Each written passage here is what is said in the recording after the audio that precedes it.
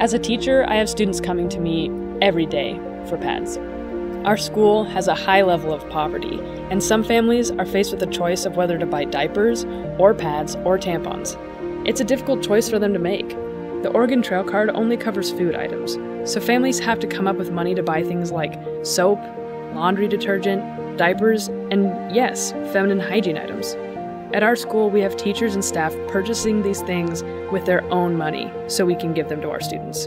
It's a huge problem in our school. These young women are facing enough challenges, living in poverty, stress from social media, and trying to fit in.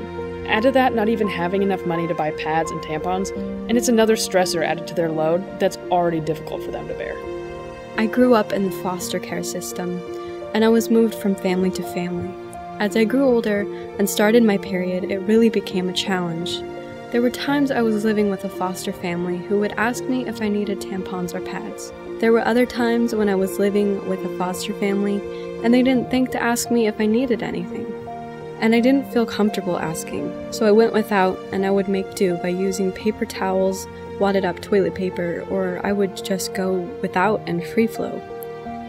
As a teen who already felt different for being a foster kid, adding the lack of tampons and pads and not feeling comfortable asking for them just added to the stress, and I didn't have anywhere else to turn for those items. My name's Loretta C., and I'm a recovering alcoholic. In the last days of my alcoholism in 1995, I was 32 years old, and I was living and sleeping in the woods out in Salem by the river by Wallace Marine Park in a homeless camp with some other homeless people.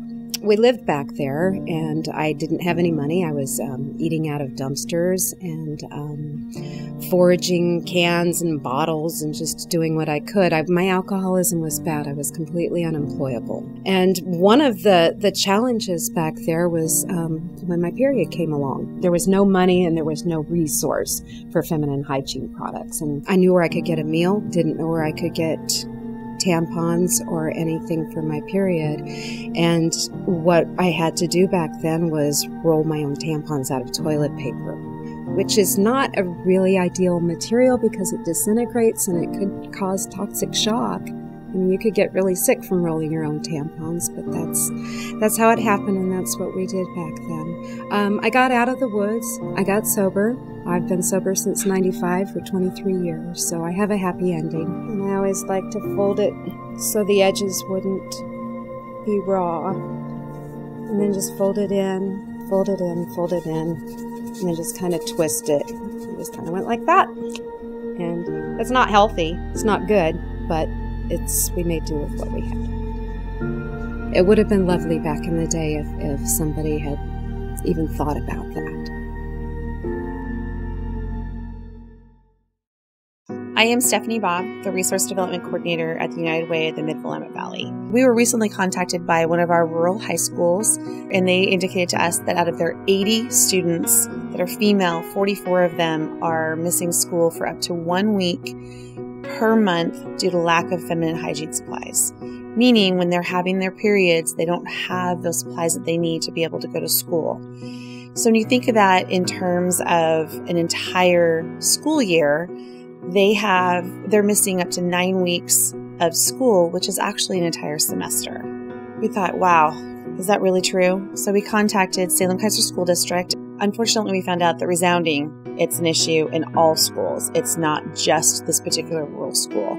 The Women United group has decided to get behind a project called the Red Cart Project, and we are collecting feminine hygiene products that we are going to package together and get out not only to the school district that we mentioned earlier, but to all Salem-Keizer School District and serving Marion, Polk, and Yamhill counties to the tune of 82 different schools. So how can you help? $5 per month covers enough supplies for one individual on a monthly basis. Just $5, or you could donate the supplies back to United Way. Those products will be available in the schools so that girls can self-advocate and get the items that they need. In a time and a day when folks are having a hard time with social media, maybe peer groups, other issues going on in their lives, the last thing they need to worry about is whether or not they're going to have feminine hygiene products for something that their body is going to do.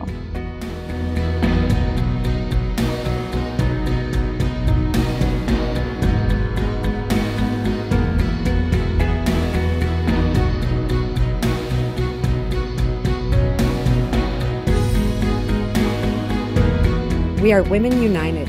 We are Women United. We are Women United. We are Women United. We are Women United.